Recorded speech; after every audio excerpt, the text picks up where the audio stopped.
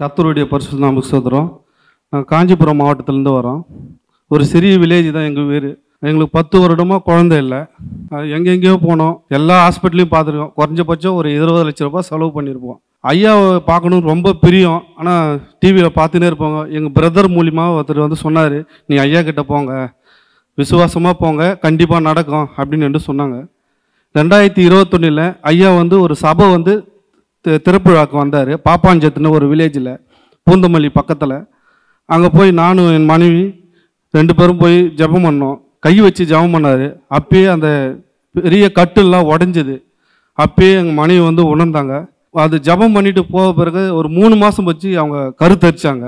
என் தேவன் ஐயா மூலியமாக அதிசயம் செய்தார். அதுக்காக அவர் பேரும் அதிசயநாதன் தான் பேர் வச்சிருக்கிறேன். கோடான கோடி நன்றி.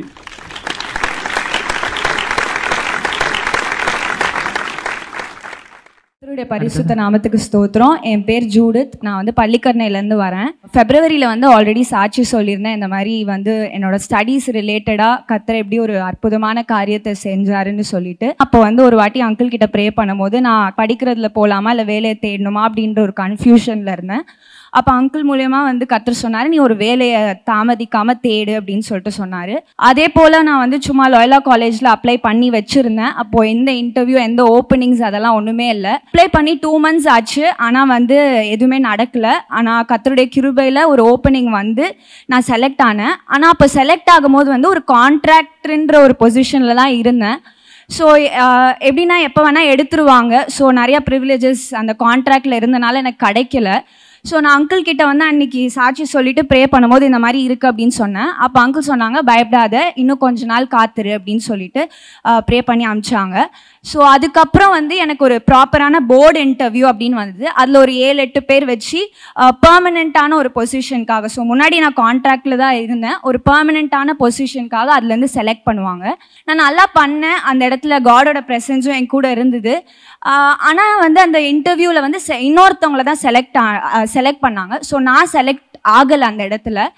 ஸோ அந்த டிபார்ட்மெண்ட்டில் என்ன சொல்லிட்டாங்கன்னா, இந்த மாதிரி வந்து அப்படி ஒரு பொசிஷன் இருக்குது, ஆனால் வந்து நாங்கள் வந்து நான் வேணால் ரெக்கமெண்ட் பண்ணுறேன், ஆனால் ஷுவராக சொல்ல முடியாது உங்களுக்கு தான் கிடைக்குமா அப்படின்ற மாதிரி சொன்னாங்க. ஸோ எனக்கு முன்னாடி இன்னொருத்தவங்களும் இருந்தாங்க. அவங்களுக்கு தான் வந்து கொடுத்தாலும் பெர்மனெண்ட்டான ஒரு பொசிஷன் கிடைக்கும், உனக்கு கிடைக்காது அப்படின்னு சொல்லி அனுப்பிட்டாங்க.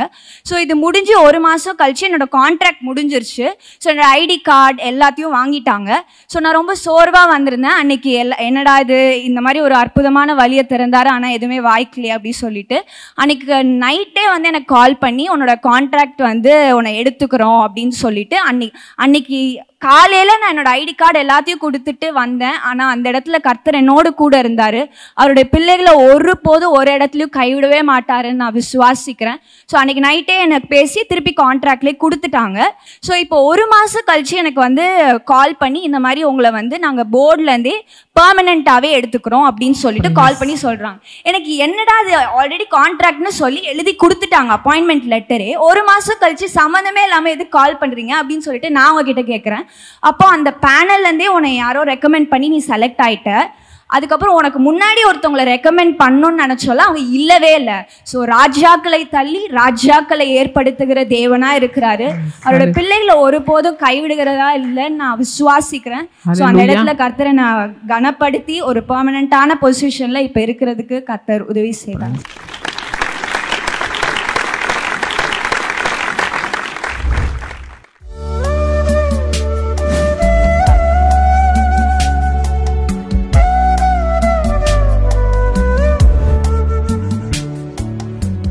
கிறிஸ்துவுக்குள் மிகவும் பிரியமான எனதர்மை சகோதர சகோதரிகளே, நம்மை சிருஷ்டித்தவரும் நம்மை உண்டாக்கினவரும் நம்மை ஒருபோதும் மறந்து போகாதவருமாகிய இயேசு கிறிஸ்துவின் நெய்யற்ற நாமத்தினால உங்கள் எல்லாரையும் வாழ்த்தி ஆசீர்வதிக்கிறேன். அல்லேலூயா. எல்லாரும் சந்தோஷமாக இருக்கீங்களா? இந்த நாளிலும் ஆண்டவருடைய பாதப்படியில் அமர்ந்து, ஆண்டவரே, என் பிள்ளைகளுக்கு என்ன வார்த்தை சொல்லி ஆசீர்வதிக்க விரும்புகிறேன். இன்றைக்கு உம்முடைய பிள்ளைகளுக்கு பரலோகத்திலிருந்து நீர் கொண்டு வந்திருக்கிற இறை செய்தியின் மன்னா என்ன?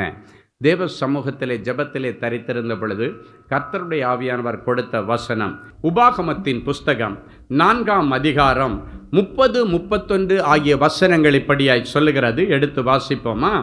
நீ வியாகுலப்பட்ட இவைகளை எல்லாம் உன்னை தொடர்ந்து பிடிக்கும்போது, நீ வியாகுலப்பட இவைகளெல்லாம் உன்னை தொடர்ந்து பிடிக்கும்போது, கடைசி நாட்களில் கடைசி நாட்களில் உன் தேவனாகிய கர்த்தரிடத்தில் திரும்பி, உன் தேவனாகிய கர்த்தரிடத்தில் திரும்பி அவர் சத்தத்திற்கு கீழ்ப்படிவாயானால், அவர் சத்தத்திற்கு கீழ்ப்படிவாயானால், உன் தேவனாகிய கர்த்தர் உன் தேவனாகிய கர்த்தர் இரக்கமுள்ள தேவனாயிருக்கிறபடியால், இரக்கமுள்ள தேவனாயிருக்கிறபடியால் அவர் உன்னை கைவிடவும் மாட்டார், அவர் உன்னை கைவிடவும் மாட்டார், உன்னை அழிக்கவும் மாட்டார். உன்னை அழிக்கவும் மாட்டார். உன் பிதாக்களுக்கு தாம் ஆணையிட்டு கொடுத்த உன் பிதாக்களுக்கு தாம் ஆணையிட்டு கொடுத்த உடன்படிக்கையை மறக்கவும் மாட்டார். உடன்படிக்கையை மறக்கவும் மாட்டார். நீ வியாகுலப்பட அப்படின்னா நிறைய கஷ்டங்களையும் வேதனைகளையும் நீ அனுபவித்து உன் மனசு வியாகுலப்படுகிற நேரத்திலே இவைகள் எல்லாம் நடந்து விட்டதே என்று நீ நினைக்கிற நேரத்தில் நீ கர்த்தரிடத்தில் திரும்பணும்,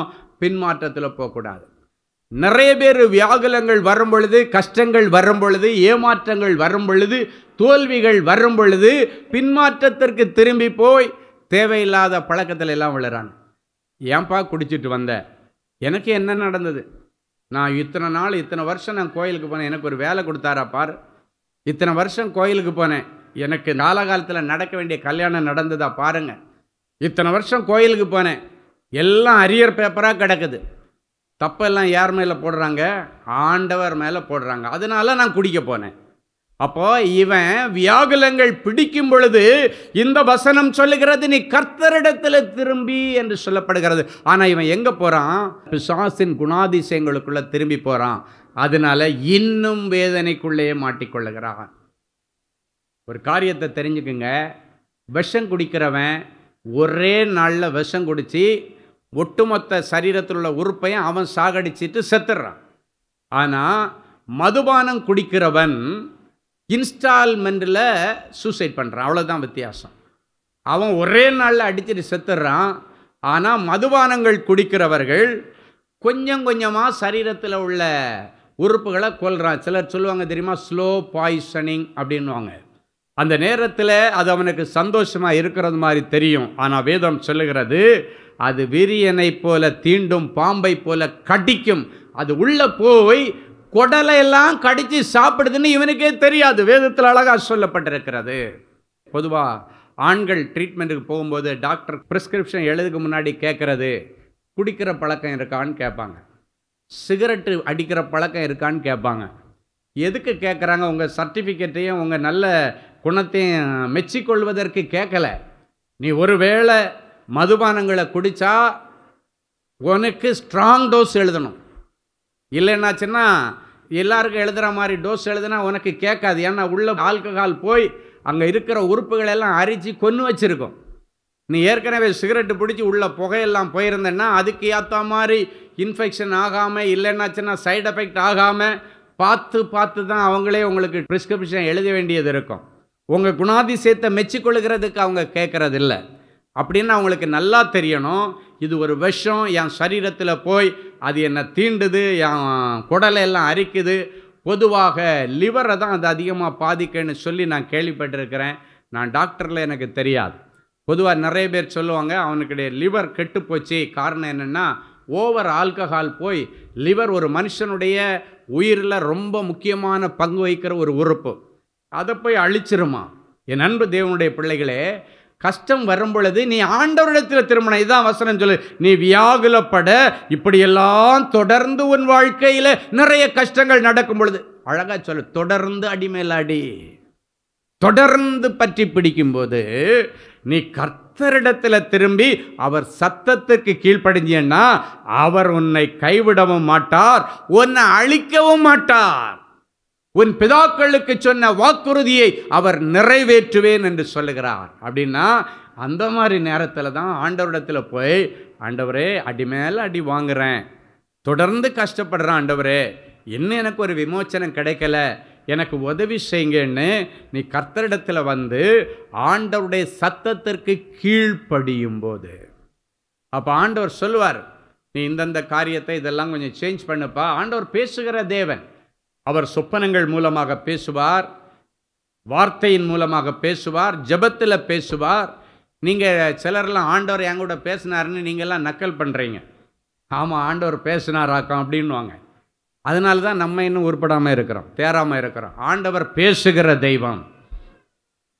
சிறு பிள்ளைகள் மூலம் கூட பேசுவார் ஆண்டவர். அப்படின்னாச்சுன்னா ஏதோ ஒரு மனுஷன் ரூபத்தில் ஆண்டவர் வந்திருக்காருன்னு அர்த்தம். நான் வியாதியோடு இருக்கும் பொழுது என்ன நீ பார்க்க வரல, நான் பசியோடு இருக்கும் பொழுது ஆகாரம் கொடுக்கலன்னா, அப்போ நம்ம கேட்போம் எப்போ ஆண்டவரே நீங்கள் வந்தீங்க? அப்போ ஆண்டவர் மனுஷர்கள் ரூபத்தில் உங்ககிட்ட வர்றாரு. அந்த ஏழை எளியவர்களுக்கு செய்கிறது எனக்கே செய்கிறாய் என்று சொல்லுகிறார். என் அன்பு தேவனுடைய பிள்ளைகளே, நீ ஆண்டவருடைய சமூகத்தில் உட்கார்ந்து ஆண்டவரிடத்தில் உன் இருதயத்தை திறந்து பேசினீன்னா ஆண்டவர் உங்கூட பேசுவார். நிறைய பேர் ஆண்டவர் என்கிட்ட பேசினார்னு சொன்னால் நம்பவே மாட்டாங்க. அதப்படி பேசுவார். சில நேரங்களில் வசனத்தை கொண்டு பேசுவார். சில நேரங்களில் எதேச்சமாக பிள்ளைங்க பேசுவாங்க, அந்த வார்த்தைகள் ஆண்டவர் பேசுகிற வார்த்தையாக இருக்கும். சிலர் சொல்கிறத கவனிச்சிருக்கிறேன். எனக்கு அந்த மகள் நான் கிளம்புற நேரம் பார்த்து இப்படி ஒரு வார்த்தை சொன்னால் அது தேவனுடைய வாக்காக இருந்திருக்கிறது, அது நிறைவேறினதற்கு பிறகுதான் எனக்கு தெரிகிறது என்று சொல்லுகிறார்கள். அப்போ இந்த ஆண்டவர் என்ன சொல்கிறாரு, நீ இப்படிப்பட்ட கஷ்டங்கள் எல்லாம் வரும்போது என்கிட்ட திரும்பி வந்து என் சத்தத்துக்கு கீழ்ப்படிஞ்சேன்னா அப்படின்னாச்சுன்னா நான் உன்கிட்ட பேசுவேன். அதுக்கு உன் செவியை சாய்த்தியன்னா நான் இரக்கமுள்ள தேவனாக இருக்கிறபடியினால உன்னை கைவிட மாட்டேன், உன் வாழ்க்கையை அழிச்சிட மாட்டேன், வாழ்க்கையை சிதைச்சிட மாட்டேன். இன்றைக்கு வாழ்க்கை அழிந்து போய்விட்டது என்று வந்திருக்கிற தேவனுடைய பிள்ளைகளே, என் வாழ்க்கை சிதைஞ்சு கிடக்குது, என்னுடைய வாழ்க்கை இடிக்கப்பட்டு விட்டது, இதுக்கு மேலே நான் எழும்புவதற்கு வாய்ப்பே இல்லை என்று நீங்கள் சொல்லிக் கொண்டிருந்தால் இன்றைக்கு ஆண்டவருடைய சத்தத்திற்கு கீழ்ப்படியுங்கள். ஆண்டவருடைய கட்டளைகளில் மனைவி இப்படி இருக்கணும்னு ஆண்டவர் சொல்லியிருக்கிறார். உன் சொந்த புருஷனுக்கு ஆண்டவருக்கு கீழ்ப்படுகிறது போல கீழ்ப்படி. புருஷனுக்கு என்ன சொல்லியிருக்கிறாரு, உன் மனைவியை உன் சொந்த சரீரத்தை நேசிக்கிறது மாதிரி நேசி. பிள்ளைகளுக்கு என்ன சொல்லியிருக்காரு, உங்கள் அப்பா அம்மாவுக்கு கர்த்தருக்குள் நீங்கள் கீழ்ப்படியுங்கள், அப்பொழுது உன் வாழ்நாட்களில் நல்லது நடக்கும், உன் ஆயுசு நாட்கள் பெருகும். அப்போ இதெல்லாம் ஒவ்வொருவருக்கும் ஆண்டவர் கொடுத்திருக்கிற கட்டளைகள். அதுக்கு கீழ்ப்படிஞ்சா கர்த்தர் ஒன்றை கைவிட மாட்டார். இதை கரெக்டாக பைபிளில் ஒரு உதாரணத்தோடு நான் கனெக்ட் பண்ணி சொன்னால் உங்களுக்கு நல்லா புரியும். எப்படி பிள்ளைகள் அப்பா அம்மாவுக்கு கீழ்ப்படிஞ்சா ஆண்டவர் கைவிட மாட்டார் அப்படின்றத உங்களுக்கு நான் ஒரு வசனத்தை கொண்டு உங்களுக்கு சொல்ல விரும்புகிறேன். ஆதியாகமத்தின் புஸ்தகம் 28ஆம் அதிகாரம் 7வது வசனமும் 15வது வசனமும் இப்படியாய் சொல்லுகிறது. எடுத்து வாசிப்போம். யாக்கோபு தன் தகப்பனுக்கும் தன் தாய்க்கும் கீழ்ப்படிந்து பதான் அராமுக்கு புறப்பட்டு போனதையும் ஏசா கண்டனிதினால் நான் உன்னோடே இருந்து நீ போகிற இடத்திலெல்லாம் உன்னை காத்து இந்த தேசத்திற்கு உன்னை திரும்பி வர பண்ணுவேன் நான் உனக்கு சொன்னதை செய்யும் அளவும் உன்னை கைவிடுவதில்லை என்று சொல்லுகிறார். யாக்கோபு தன் தகப்பனுக்கும் தன் தாய்க்கும் கீழ்ப்படிந்து அப்படின்னா உங்க அப்பா அம்மாவுக்கு கீழ்ப்படி அப்படின்றது பிள்ளைகளுக்கு கொடுத்த முதலாம் கற்பனை. அப்ப இந்த யாக்கோபு என்கிற மகன் தன்னுடைய பெற்றோருக்கு கீழ்ப்படிந்து பதான் அராமுக்கு புறப்பட்டு போனான். எதுக்கு புறப்பட்டு போனான்னா, அவனுடைய தாய் தகப்பன் சொல்கிறாங்க, எப்பா நீ வாலிப வயசில் வந்துட்ட. நம்ம பாஷையில் உங்களுக்கு புரிகிற மாதிரி சொல்கிறேன், பைபிளில் இருக்கிறத கூட்டாத குறைக்காமல் நம்ம பாஷையில் சொல்கிறேன். எப்பா நீ வாலிப பிள்ளையாயிட்ட, இதுக்கு மேலே நீ வேலை வெட்டி இல்லாமல் எங்கள் வீட்டில் இருக்க வேண்டாம், நீ போய் உன்னுடைய மாமன் ஊர், அது எங்கே இருக்குது, பதான் அராம் என்கிற ஒரு ஊரை சொல்லி நீ அங்கே போய் ஏதாவது வேலை செய்து பிழைச்சிக்கோ அப்படின்னு சொன்ன உடனே அவங்க அப்பாட்ட நான் போகமாட்டேன்னு அவன் அடம்பிடிக்கலை, நான் இங்கே தான் இருப்பேன்னு அடம்பிடிக்கலை, ஏன் என்னை துரத்துறீங்க வீட்டை விட்டுன்னு அடம்பிடிக்கலை. அவங்க அப்பா அம்மாவுக்கு கீழ்ப்படிந்து அவன் புறப்பட்டு போனான். நான் போனேன்னா எனக்கு கொஞ்சம் பணம் கொடுத்து அனுப்புங்க. அவன் அவங்க அப்பா அம்மாட்ட போராடவன் இல்லை, சண்டை போடவன் இல்லை. அப்பா அம்மாவுடைய வார்த்தைக்கு கீழ்ப்படிந்து அந்த வார்த்தையை தேவனுடைய வாக்காக எடுத்துக்கொண்டு எந்த வாக்குவாதமும் இல்லாமல் நிபந்தனையற்ற விதத்திலே கீழ்ப்படிந்து பதான் அராமுக்கு புறப்பட்டு போனான். ஆண்டவருக்கு கீழ்ப்படிந்த அவனை போகிற வழியிலே ராத்திரி ஆண்டவர் இடத்திலே அவனை சந்திக்கிறார். ஆண்டவருடைய வார்த்தைகளுக்கு கீழ்ப்படுகிற பிள்ளைகளை ஆண்டவர் கனம் பண்ணுவார், அவர்களை சந்திப்பார், அவர்களுக்கு ஆலோசனை கொடுப்பார், சரியான விதத்திலே அவர்களை நடத்துவார். நடுராத்திரியில் ஆண்டவர் அவனை சந்தித்து அவனிடத்தில் ஒரு உடன்படிக்கை செய்கிறார். மகனே, நீ போகிற இடத்திலெல்லாம் நான் உன்னோடு இருப்பேன். ஏன் சொன்னாரு தெரியுமா? நீ உங்க அப்பா அம்மாவுக்கு கீழ்ப்படிந்து கேள்வி கேட்காம புறப்பட்டு வந்தபடியினால் ஆண்டவர் வழியிலே குறுக்கிடுகிறார், ஆண்டவருடைய வாழ்க்கையில இடைப்படுகிறார் என்று சொல்லுகிறேன். சொல்லிட்டு என்ன சொல்றாரு? நான் உன் கூட இருக்கிறேன்ப்பா, நீ உங்க அப்பா அம்மாட்ட இன்வெஸ்ட்மெண்ட்டுக்கு பணத்தை வாங்கிட்டு போகல, எனக்கு பணம் கொடுத்தா போவேன்னு நீ சொல்லல, எனவே நானே உன் கூட இருந்து நீ போகிற இடத்துல எல்லாம் உன்னை காத்து அப்படின்னாச்சுன்னா, போகிற இடத்துல உனக்கு கேடுபாடுகளோ ஆபத்தோ விபத்தோ கொள்ளை நோயோ எந்த விதமான மனுஷருடைய தாக்குதலோ மிருகங்களுடைய தாக்குதலோ இல்லாதபடிக்கு உன்னை காத்து உன்னை மறுபடியும் இந்த தேசத்திற்கு திரும்பி வர பண்ணுவேன். நான் உனக்கு சொன்னதை செய்கிறது வரைக்கும் உன்னை கைவிடுவதில்லை. அப்பா அம்மாவுக்கு கீழ்ப்படுகிற பிள்ளைகளை கர்த்தர் ஒருபோதும் கைவிட மாட்டார். இன்னைக்கு நிறைய பிள்ளைங்க அப்பா அம்மா சொன்னால், என்ன மம்மி நீங்கள் அந்த காலத்து பழங்காலத்திலே இருக்கிறீங்க, இது கம்ப்யூட்டர் காலம். ஆண்டவர் சொல்கிறாரு, கம்ப்யூட்டர் காலம் அல்ல, எத்தனை நூற்றாண்டு வந்தாலும் நீ சொல்லுவ இது 20ஆம் நூற்றாண்டு. ஆண்டவர் என்ன சொல்கிறாரு? 20ஆம் நூற்றாண்டல்ல, 2 லட்சத்தி நூற்றாண்டு ஓடினாலும் எழுதினது எழுதினது. இதில் ஒரு வார்த்தையோ ஒரு எழுத்தோ எழுத்தினுடைய உறுப்போ ஒரு நாளும் ஒருவனாலும் மாற்ற முடியாது. இது மாற்றி அமைக்கிறதற்கு உலகம் உண்டு பண்ணின சட்ட புத்தகம் அல்ல, இது பரலோக நமக்கு உண்டு பண்ணின ஒரே அடியாக எழுதின பரலோக சட்ட புத்தகம். இதில் எழுதினதை யாரும் மாற்ற முடியாது. நீங்கள் வேணா சொல்லலாம் இது 20ஆம் நூற்றாண்டு, எத்தனாயிரம் நூற்றாண்டு ஆனாலும் ஒரு அப்பா அம்மானா பிள்ளைங்க அவங்களுக்கு கீழ்ப்படிஞ்சிருந்தா ஆண்டவர் அவங்கள கைவிட மாட்டேன்னு கரெக்டாக சொல்கிறார்.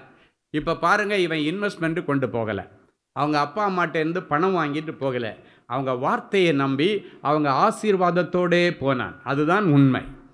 இன்னைக்கு உங்கள் அப்பா அம்மாவுடைய ஆசீர்வாதம் உங்களுக்கு ரொம்ப முக்கியம்.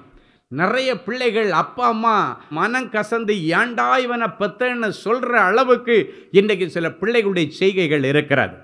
சில பெற்றோர்கள் பிள்ளைகளை சபிக்கவும் கூடாது, ஆனாலும் இவங்க மனங்கசந்து அழும்போது கூட அவங்க என்ன சொல்லி அழுறாங்க தெரியுமா? ஐயோ, நான் மனங்கசந்து அழுந்தா என் பிள்ளைக்கு இது சாபமாய் மாறிவிடுமே.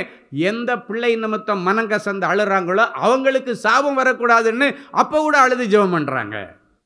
அப்படிப்பட்ட பெற்றோர்கள், என் அன்பு தேவனுடைய பிள்ளைகளை, இன்னைக்கு ஆண்டவர் உங்களை பார்த்து சொல்கிறார், உங்கள் அப்பா அம்மாவுக்கு தயவு செய்து கீழ்ப்படிங்க, உங்கள் புருஷனுக்கு தயவு செய்து கீழ்ப்படிங்க, உங்கள் மனைவிமார்களை உங்கள் சரீரத்தை நேசிக்கிறது மாதிரி நீங்கள் நேசித்து பாருங்க.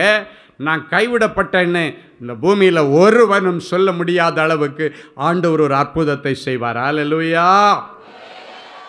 இன்வெஸ்ட்மெண்ட்டே இல்லாமல் அப்பா அம்மாவுடைய ஜஸ்ட் பிளஸ்ஸிங்கோட போன அந்த யாக்கோபு தான் திரும்பி வரும் பொழுது பரிவாரங்களோடு வருகிறான்.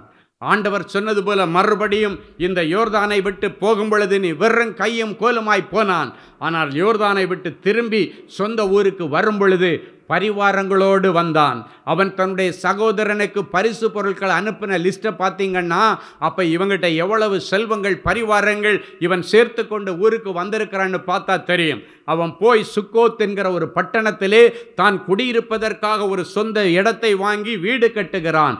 அங்கு தன்னுடைய மிருக ஜீவன்களுக்கு கொட்டாரங்களை கட்டினான் என்று வேதம் சொல்லுகிறது. எங்கேருந்து சம்பாரிச்சிட்டு வந்தால் அவங்க அப்பா அம்மா என்ன லட்சக்கணக்கில் கோடிக்கணக்கில் கொடுத்து இன்வெஸ்ட் பண்ணி பிஸ்னஸ் பண்ணிட்டு அனுப்புனாங்களா? ஒன்றும் இல்லை, ஜஸ்ட் பிளஸ்ஸிங் தான் கொடுத்து அனுப்புனாங்க. அந்த பிளஸ்ஸிங்கை முதல்ல மதிக்க பழகி கொள்ளுங்கள். அப்பா அம்மாவுடைய வார்த்தையை மதிக்க பழகி கொள்ளுங்கள். அது கோடி பணத்தை காட்டிலும் உனக்கு ஆசீர்வாதத்தை கொடுக்கும். அவன் அந்த பிளஸ்ஸிங்கோட போனான். அவன் போன இடத்துல 10 முறை அவங்க மாமன் சம்பளத்தை மாற்றினான். ஆனால் ஒரு நாள் வந்தது, அதே மாமன்கிட்ட ஒர்க்கிங் பார்ட்னராக ஈக்குவலாக ஷேர் பிரிக்கக்கூடிய விதத்தில் ஒரு அற்புதத்தை செய்தார்.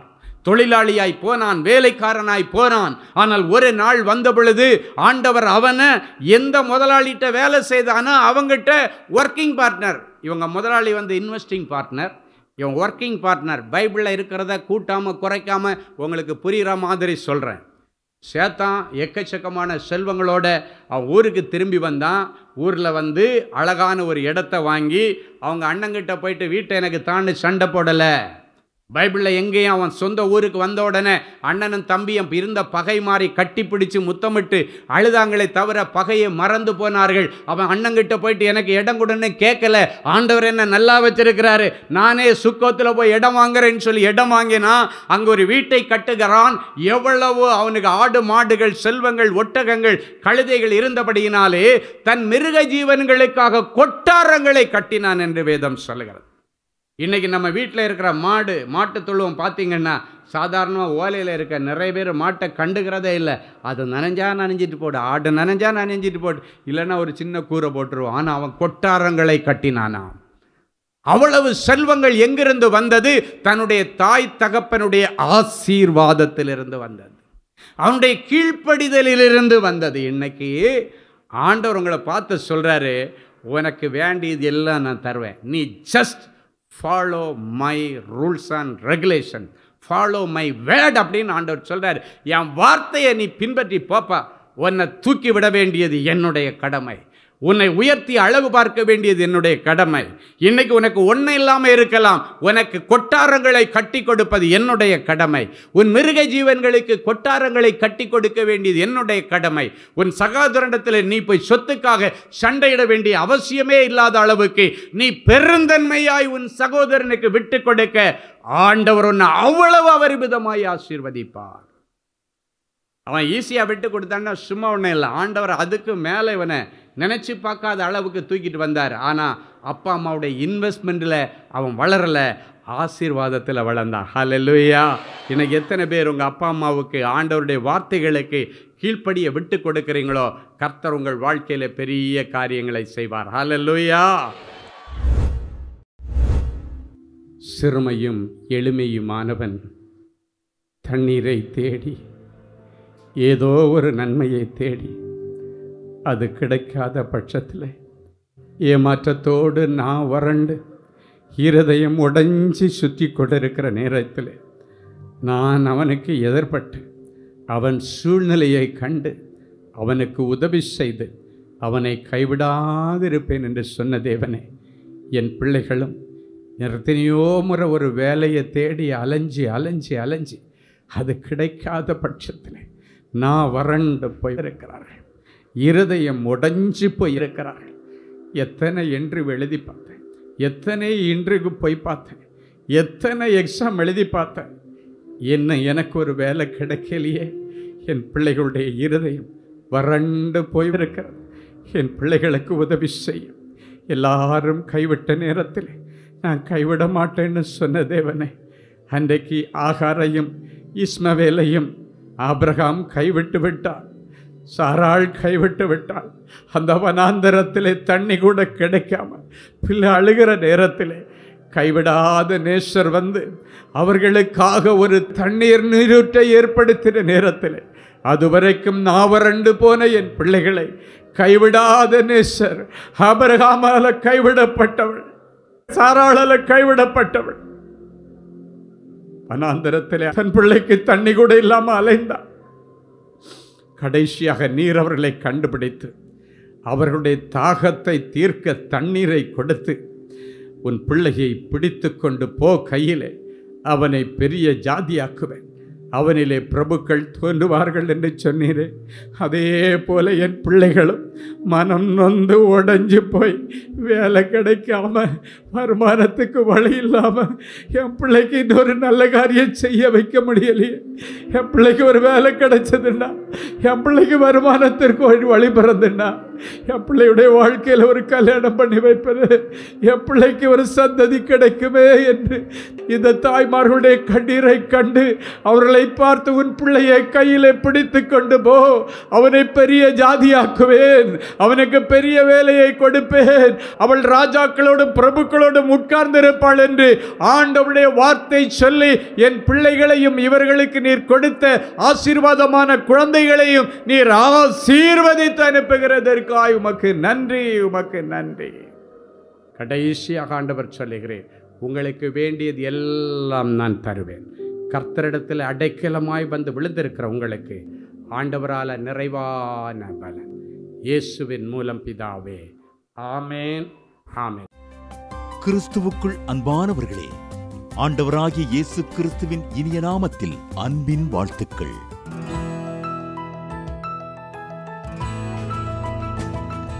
எங்களுடைய மார்வெல் திருமண தகவல் மையத்தை ஆன்லைன் சேவை மூலம் உங்களுக்கு அறிமுகப்படுத்துவதில் நாங்கள் மிகுந்த மகிழ்ச்சி அடைகிறோம்.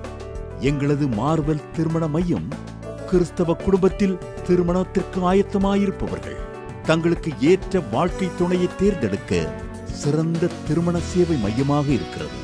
மேலும் மார்வெல் திருமண தகவல் மையத்தில் நீங்கள் பதிவு செய்வதற்கு எங்களது இணையதள முகவரி www.marvelmatrimony.com மற்றும் அலைபேசி எண் 7824855999 என்ற எண்ணிற்கு தொடர்பு கொள்ளலாம். சென்னை, நாகர்கோவில் மற்றும் மும்பை நகரில் உள்ளவர்கள் பதிவு செய்ய விரும்பினால் கீழ்கண்ட விலாசங்களில் உள்ள எங்களது அலுவலகங்களோடு தொடர்பு கொள்ளலாம். Email info@marvelmatrimony.com. ஆண்டவர்தாமே உங்களை அளவில்லாமல் ஆசீர்வதிப்பாராக. ஜெனசிஸ் கிரியேஷன்ஸ் மீடியா அகாடமியில் 3 மாதங்களில் தொழிற்கல்வி சான்றிதழோடு video editing, videography, photography, drone piloting, studio recording, Photoshop, live streaming, live video mixing and live sound mixing ஆகிய தொழிற்கல்விகள் பயிற்றுவிக்கப்படுகிறது. புது தொழில் நுணுக்கங்களுடன் குறைவான கட்டணத்தில் நிறைவான தொழிற்கல்வி பெற்றுக்கொள்ள உங்கள் எதிர்கால கனவை நினைவாக்க எங்களது ஜெனசிஸ் கிரியேஷன்ஸை இன்றே தொடர்பு கொள்ளுங்கள். மேலும் விவரங்களுக்கு 7824850999 என்ற எண்ணை தொடர்பு கொள்ளுங்கள். அன்பு தேவனுடைய பிள்ளைகளே, இந்நிகழ்ச்சியின் மூலம் நீங்கள் பெற்றுக்கொண்ட ஆசீர்வாதங்களையும் உங்கள் ஜெப விண்ணப்பங்களையும் அனுப்ப வேண்டிய முகவரி தேவனின் அன்பு ஊழியங்கள், எண் 340B பார் 1A 3B1 Vinayak avenue, OMR road, Okkiyam, Thoraipakkam, Chennai 600097. இது இந்தியன் ஆயில் பெட்ரோல் பங்க் எதிரில் அமைந்துள்ளது மற்றும் காக்னிசன்ட் டெக்னாலஜி சொல்யூஷன்ஸ் அருகிலும் அமைந்துள்ளது. மின்னஞ்சல் prayer@godsloveministries.co.in. எங்களது இணையதளம் www.godsloveministries.co.in. மேலும் 24 மணி நேர ஜெப உதவிக்கு 04454479999 மற்றும் 9941950999 என்ற எண்களுக்கு தொடர்பு கொள்ளுங்கள். கர்த்தர் தாமே உங்களை ஆசீர்வதிப்பாராக.